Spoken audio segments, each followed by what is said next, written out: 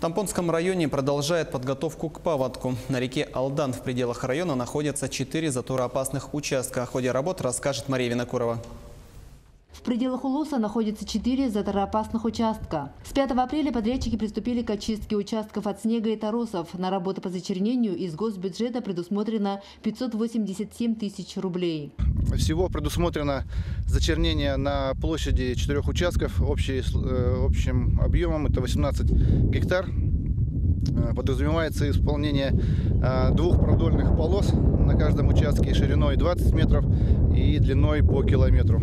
По прогнозным данным гидрометеослужбы, в этом году снегозапас незначительный, такой же, как и в прошлом году, не менее 70% от нормы. Толщина льда чуть выше средних многолетних значений, более 1,5 метров. В эти дни работа идет полным ходом. Задействовано 4 единицы техники, 2 бульдозера, 2 колесных трактора «Беларусь», большегрузные машины. По условиям контракта подготовка, расчистка местности и зачернение должны быть завершены 15 апреля. Затем подрядчики приступят к засыпке песчано-гравийной смесью ледовой переправы через реку Алдан. Параллельно будут выполняться буровые работы. Мария Винокурова, Хандыга, Тампонский район.